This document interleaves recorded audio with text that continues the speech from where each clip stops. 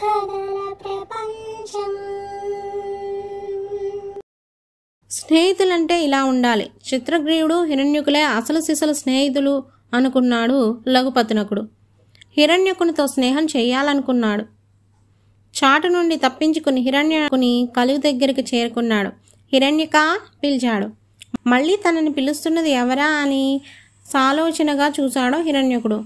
నువ్వు మామూలు వాడివి కాదు, మహానుభావుడివి. ఇందాక జరిగిందంతా నేను చూశాను. చిత్రగ్రీవుడికి నీలాంటి స్నేహితుడు ఉండడం అతని అదృష్టం. నాకు కూడా నీతో స్నేహం చేయాలనుంది, నీతో తిరగాలనుంది. మన ఇద్దరి స్నేహం కూడా ముందు తరాలకి ముచ్చటగా ఉండాలి. రా, బయటికి రా, మాట్లాడుకుందాం అన్నాడు లఘుపతినకుడు. అసలు ఎవరు నీవు? కలుగులాయించే ప్రశ్నించాడు హిరణ్యకుడు.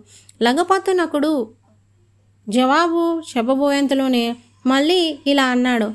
నువ్వెవరో తెలీదు, నీ రూపురేఖలేంటో తెలీదు. తెలియని వారితో స్నేహం చేయడం ఎలా?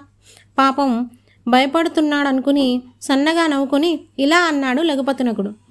నేను కాకిని, నా పేరు లఘుపతినకుడు. కాకి అన్న మాటలకు వినిపించగానే హిరణ్యకుని గుండెలు జారిపోయాయి. కాకితో స్నేహమా? కలలో మాట అనుకున్నాడు అతను. అమ్మో, నీతో స్నేహమా? జరగని పని. మీ కాకి జాతి పనేంటి? మా ఎలుక జాతిని పట్టి చంపి తింటాం. నీతో స్నేహం అంటే కోరి చావుని కొని తెచ్చుకోవడమే. వద్దు, నీకు నాకు స్నేహం కుదరదు. వెళ్ళిక్కడి నుంచి అన్నాడు హిరణ్యకుడు. అది కాదు, నేను చెప్పేది విను. ముందు బయటికి రా. చచ్చినా రాను. బయటికి వస్తే నన్ను పొడుచుకొని తింటావు. సమాన వియ్యం సమాన కయ్యం అంటారు. అలాగే స్నేహం కూడా సమానులతోనే చేయాలి. నువ్వు నేను ఏ రకంగానూ సమానం కాదు. అందుకని ఎందుకు వచ్చిన గొడవ? మనకిద్దరికీ స్నేహం కుదరదు కానీ వెళ్ళి ఇక్కడి నుంచి అన్నాడు హిరణ్యకుడు. లఘుపతినకుడు కదిలిన శబ్దం వినరాలేదు. దాంతో మళ్ళీ ఇలా అన్నాడు. తారతమ్యాలు తెలుసుకోక వెనకటికి ఓ జింక నక్కతో స్నేహం చేసి ప్రాణాల మీదకి తెచ్చుకుంది. ఆ కథ నీకు చెప్తాను విను అన్నాడు హిరణ్యకుడు. అనగనగా మగధ దేశం.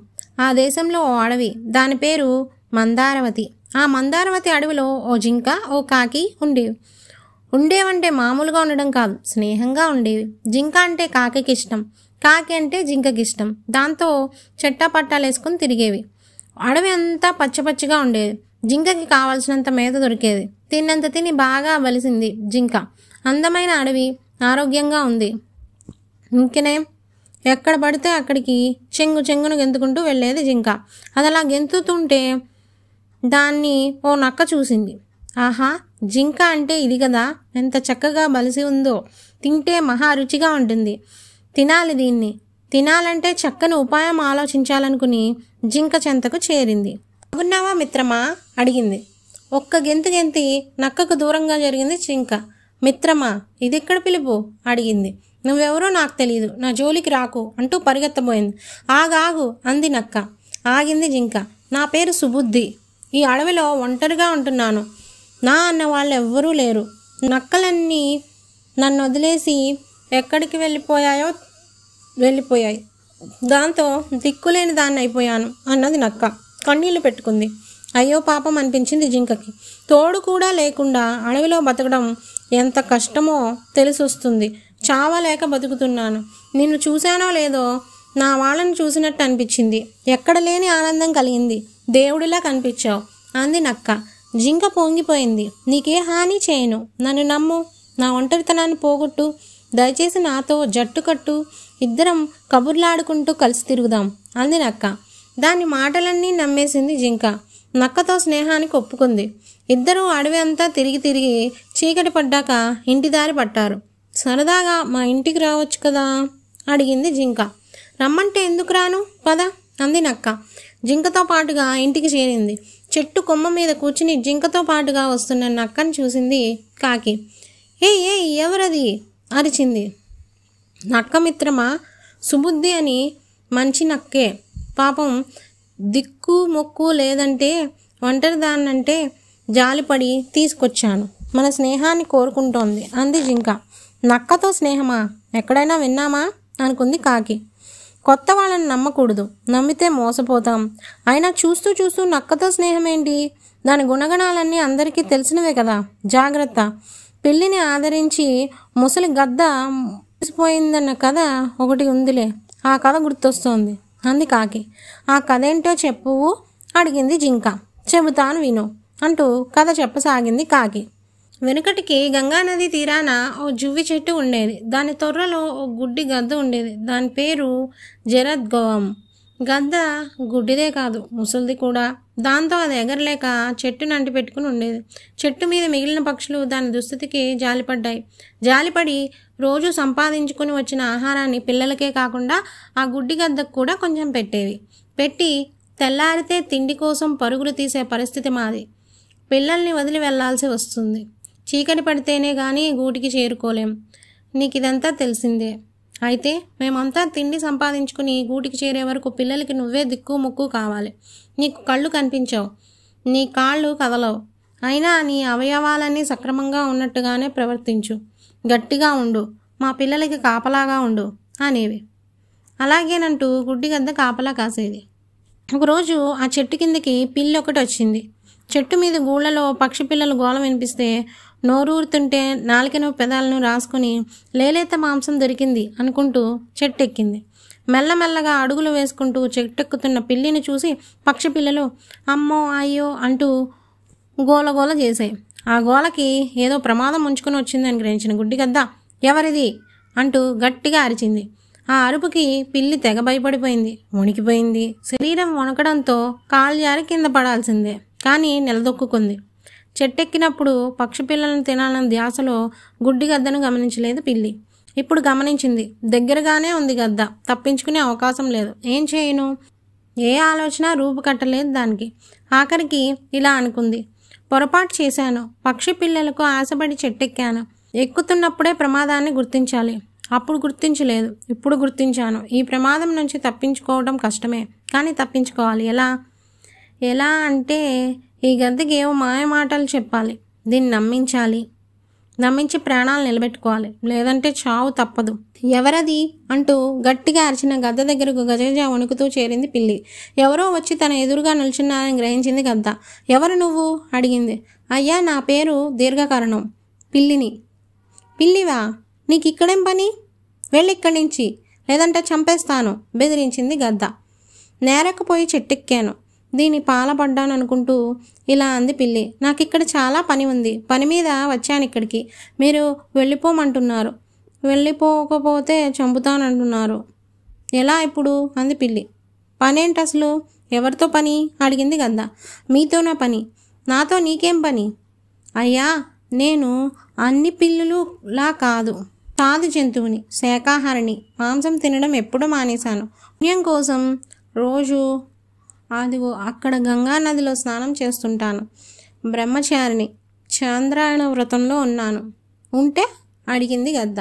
ఇంకేం లేదు, మీరు పెద్దలని, మంచివారని, నీతి శాస్త్రాన్ని పుక్కిట పెట్టారని ఈ చుట్టుపక్కల పక్షులన్నీ అనుకుంటుండగా విన్నాను. అప్పటి నుంచి మిమ్మల్ని కలవాలని, కలిసి మీతో మాట్లాడాలని నాదో చిన్న కోరిక.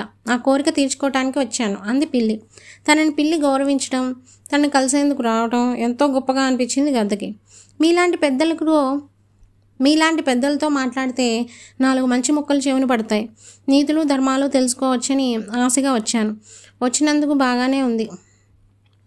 చంపుతానంటున్నారు బాధగా అంది పిల్లి. బాధపడకు, అసలు సంగతి ఏంటంటే ఈ చెట్టు మీద అనేక పక్షి గూళ్ళు ఉన్నాయి. ఆ గూళ్ళలో పిల్లలున్నాయి. పక్షి పిల్లలంటే పిల్లులకి ఇష్టం కదా, అందుకు వచ్చావేమో అని అనుమానించాను. రామ ఎంత మాట. పిల్లిగా పుట్టడమే మహాపాపం అనుకుంటే అందులో మళ్ళీ అన్నం పుణ్యం ఎరిగిన పక్షి పిల్లలను తినడం ఒకటా? చచ్చా, అహింస పరమో ధర్మ అన్నారు. అంటే జీవహింస చేయకపోవడమే అన్ని ధర్మాల్లోకెల్లా గొప్ప ధర్మం. జీవహింస చేయని వారికి స్వర్గద్వారాలు తెరుచుకుంటాయట. భూతదయే గొప్ప ధర్మం. ఇన్ని తెలిసిన నేను పాపం ఆ చిన్నారి పున్నారి పక్షి పిల్లల్ని తింటానా? అది ఊహించడానికే అసహ్యంగా ఉంది కూడా అంది పిల్లి. అది కాదు దీర్ఘకర్ణ అని గద్ద ఏదో నచ్చజెప్పబోయేంతలో గద్ద మాటలను పట్టించుకోకుండా మళ్ళీ ఇలా అంది పిల్లి. ఈ పాడు పుట్టను నింపుకోవాలంటే ఇంత పెద్ద అడవిలో ఏదో ఒకటి దొరకకుండా పోదు. ఆఖరికి 4 ఆకులు తిన్నా కడుపు నిండిపోతుంది. అంతేగాని చెట్టు మీద పిల్లల్ని చంపి తింటానా? చేజేతుల నరకాన్ని కోరుకుంటానా? ఎంత మాట! పిల్లి గొంతులో పలికిన బాధ నిజం అనుకుంది గద్ద. అయ్యయ్యో, పొరపడ్డానే అనుకుంది. పిల్లిని ఇలా ఓదార్చింది. బాధపడుకు, నువ్వింత మంచివాడవని తెలియక తొందరపడ్డాను. తప్పు నాదే, నన్ను క్షమించు. ఇక మీదట మనమిద్దరం తరచూ కలుసుకుందాం, కబుర్లాడుకుందాం, సరేనా అన్నది గద్ద. ఆ మాటల కోసమే కాచుకొని ఉంది పిల్లి. సరే అంది. కొద్ది రోజులు గడిచాయి. గద్ద పిల్లి రెండు మంచి స్నేహితులైపోయాయి. గద్దను విడిచి పిల్లి ఉండలేనంటే ఆ దగ్గరే చెట్టు త్వరలో ఉండిపోమంది గద్ద. పిల్లికి కావాల్సింది అది. ఉండిపోయి గద్దకు తెలియకుండా ప్రతిరోజు చెట్టెక్కి పక్షి పిల్లల్ని గొంతు కొరికి అక్కడే కొమ్మ మీదే చంపి త్వరలోకి తెచ్చుకుని తినసాగింది పిల్లి. అది తింటున్నది ఆకో అలమో అనుకునేది కళ్ళు లేని గద్ద. కొన్నాళ్లకు పిల్లలు మాయమవుతున్నాయన్న సంగతి పక్షులు గమనించాయి. రెక్కలొచ్చి పిల్లలు ఎగిరిపోవట్లేదు. గూట్లో నుండి కింద పడే అవకాశం లేదు. మరెలా మాయమవుతున్నాయన్నది అంతుచిక్కక ఆలోచనలో పడ్డాయి. వెతకసాగాయి. పక్షులు పిల్లల కోసం వెతుకుతున్న సంగతి గ్రహించి ఇది ఇక్కడ ఉండడం తనకు ఎంతమాత్రం క్షేమం కాదనుకుంది పిల్లి. పారిపోయింది అక్కడి నుంచి. వెతగ్గా పక్షులకు పిల్లల బొమికలు గుడ్డిగద్ద త్వరలో కనిపించాయి. చూసి గుండెలు బాదుకున్నాయి అవి. పిల్లది పైగా గుడ్డిదని గద్ద మీద జాలి చూపించినందుకు ఫలితం ఇదా అనుకున్నాయి. కోపం తెచ్చుకున్నాయి పక్షులు. మూకుమ్మడిగా గద్ద మీద దాడి చేశాయి. ఏం జరిగిందో తెలియట్లేదు. పారిపోయేందుకు అవకాశం లేదు. ప్రతిఘటించలేని పరిస్థితుల్లో పక్షులు పొడిచి హింసించడంతో పాపం గుడ్డిగద్ద చచ్చిపోయింది. కథ ముగించింది కాకి. నిజమేనన్నట్టుగా ఆలోచనలో పడ్డ జింకను చూసి నక్క కల్పించుకుంది ఇలా. బాగుంది, వినేవాళ్ళుంటే నీతులు ఎన్నైనా నేను చెప్తాను. నాకు తెలియక అడుగుతాను. నీతో ఈ జింక స్నేహం చేసినప్పుడు నువ్వు తనకి కొత్తే కదా. కొత్త అనుకుని దూరంగా ఉంటే మీ ఇద్దరు స్నేహం కుదిరేది కాదు. నోటికొచ్చినట్టల్లా మాట్లాడకు. నాకే అన్నీ తెలుసు, నేనే చెప్పిందే వేదం అంటే ఎవ్వరూ ఒప్పుకోరు. నక్కకి కోపం వచ్చిందని తెలుసుకున్నది జింక. ఊరుకో అని ఓదార్చి చూసింది. పట్టించుకోలేదు నక్క. వీడు మనవాడు, వీడు పరాయివాడు, శత్రువు అంటూ సాటి జీవులను అవమానించకూడదు. అవమానిస్తే అంతకన్నా మహాపాపం మరొకటి లేదు. బతికినంత కాలం మహాత్ముల్లా బతకాలి. మహాత్ములకి వీడు వాడంటూ తేడాలు ఉండవు. అందరూ తమవారే అనుకుంటారు. అంతా ఒకే కుటుంబం అనుకుంటారు. అలా ఉండాలి అంది నక్క. అవును కదా అన్నట్టుగా అని చూసింది జింక. చూడు, బతికినంత కాలం బతకం, రేపో మాపో అంతా చనిపోయే వాళ్ళమే. ఈ 3 నాళ్ళ ముచ్చట కోసం అనుమానాలు శత్రుత్వాలు పెంచుకోవద్దు. మంచినే తలపెడదాం, మంచిగా ఉందాం, స్నేహంగా ఉందాం. నలుగురితో స్నేహంగా ఉండడం చాలా అవసరం అంది నక్క. నిజమే, ఉన్న 4 రోజులు కలిసిమెలిసి ఉందాం. లేనిపోని అనుమానాలు అనవసరం అంది జింక. ఒప్పుకోక తప్పింది కాదు కాకి. సరే మరి అంది. కొద్ది రోజులు గడిచాయి. కాకి, నక్క, జింక స్నేహంగా ఉంటూ హాయిగా అడవి అంతా తిరగసాగాయి. Thank you for watching the video. ఈ వీడియో కనుక మీకు నచ్చినట్టయితే లైక్ చేయండి, ఫ్రెండ్స్కి ఫ్యామిలీ మెంబర్స్కి షేర్ చేయండి. మరిన్ని ఇలాంటి వీడియోస్ కోసం మా ఛానల్ని సబ్స్క్రైబ్ చేసుకోండి.